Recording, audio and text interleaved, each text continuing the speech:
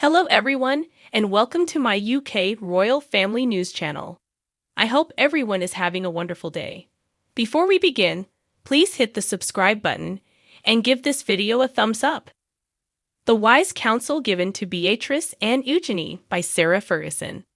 On her podcast, Tea Talks with the Duchess and Sarah, the Duchess of York discussed the counsel she gives her daughters. No one wants to witness a grumpy princess at public gatherings, Sarah Ferguson reminds her daughters Royal Beatrice and Princess Eugenie. On her podcast, Tea Talks with the Duchess and Sarah, the 63-year-old Duchess of York discussed the guidance she gives her daughters and praised both women for their work ethic. No one wants to witness a cranky princess, Fergie advised her listeners. They are on a worldwide stage. They still maintain a high level of propriety. They serve as outstanding representatives of the late Queen's principles and are devoted to the monarch and the magnificent Prince of Wales. They are staunch supporters. The Duchess, who recently disclosed her breast cancer diagnosis, praised Eugenie and Beatrice for being able to successfully juggle their personal and professional lives. She stated that she is very proud of Beatrice, 34, and Eugenie, 33, for their very hard work. Beatrice and her 39-year-old husband, Edoardo Mapelli Mosey, have a daughter named Sienna and a stepson named Wolfie. Beatrice, a graduate of Goldsmiths College in London, has worked for the Foreign Office, Sony Pictures, and taken up a management position at software company Affinity.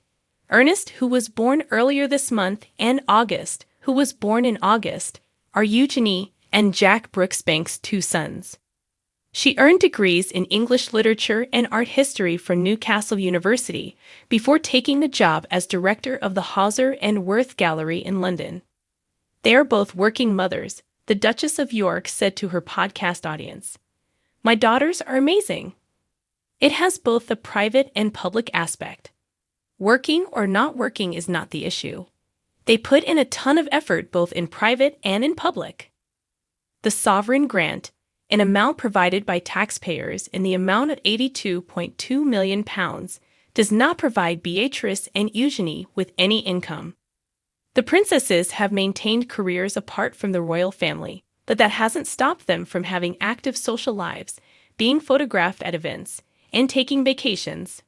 Following the 1996 divorce of Sarah and the girl's father, Prince Andrew, Elizabeth Hugh established a £1.4 million trust fund for Beatrice and Eugenie.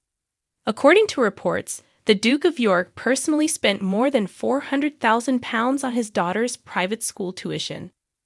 In order to live in royal palaces, Beatrice and Eugenie have also paid peppercorn rent. The princesses support several charities, including the Teenage Cancer Trust, in addition to their paid roles. A founding member of the anti-slavery collective, Eugenie. Beatrice goes out there and fights for dyslexia, their mother stated. She speaks publicly about having special needs at school. Eugenie discusses her scoliosis in the media. Because so many people now wear gowns with no backs, she openly discusses how crucial it is to remove the stigma associated with the scar on her back. They serve as spokespersons for Teen Cancer. They accomplish so much that goes unnoticed and unacknowledged. Jack Brooksbank, Eugenie's husband, was a brand ambassador for Casamigos, a tequila company started by George Clooney and Rand Gerber. He has also served as manager at the upscale London nightclub Mahiki, but he is currently employed by Discovery Land Company in marketing and sales. The founder and CEO of the real estate development and interior design firm Banda Property is Beatrice's husband. After contacting Sarah Ferguson with the bad news about her cancer, Piers Morgan recounts her unexpected response. Piers Morgan, the host of Talk TV, has shared Sarah Ferguson's unexpected response after learning about her radical breast cancer diagnosis. Former Good Morning Britain host Piers Morgan called his friend Sarah Ferguson's untypical response to hearing that she had breast cancer. The Duchess of York and the Talk TV host have been close friends for almost 30 years, so the news of her illness shocked him much. Upon learning of Sarah's diagnosis, Piers admitted that he wrote her the following message: "Just seen the news. So sorry you've been through such a scary time. Sending you love and support, and continued success with your treatment. Now is the time to nurture and heal me." Sarah reportedly responded a short while afterwards. "Hopefully caught in time. Thank you." Although this may seem like a fairly routine conversation, Piers explained in his most recent Sun column that it was the first time I'd ever heard her speak about the need to put herself before others, and it took a life-threatening moment to do it. It's normal of her to attempt to make a bad situation better right away. But it's very untypical of her to put aside her incredibly selfless impulses and put herself first, Piers wrote. "The world is a better place with a healthy, vibrant Sarah Ferguson in it. Therefore, I'm extremely happy that she is. She is one of my favorite people because she is so kind and understanding, outrageously giving, endearingly modest, delightfully fun-loving, and fiercely devoted." In a recent interview with businesswoman Sarah Thompson on the podcast Tea Talks, the Queen discussed how she saw her sickness as an opportunity to nurture herself and stop trying to fix everyone else. In other parts of his column, Piers discussed how Fergie had the support of the late Princess Diana when they first met in 1996 as Prince Andrew's ex-wife. The princess reportedly pleaded Piers to go easy on her sister-in-law at the time since she means well and has a big heart and was receiving negative news. The Duchess of York is currently resting at home with her family after undergoing a single mastectomy following a routine mammography screening for breast cancer. She was advised she needed to undergo surgery, which has been successfully completed, her spokesman added. He continued, saying that she was receiving the best medical care and that the outlook was favorable.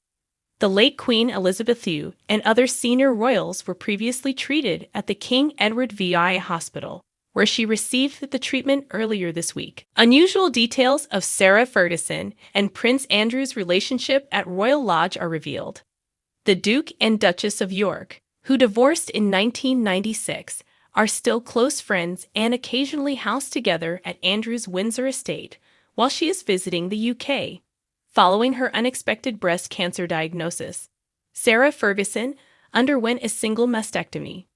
She is now healing at home with her family, with support from her ex-husband Prince Andrew and their daughters Princess Beatrice and Princess Eugenie.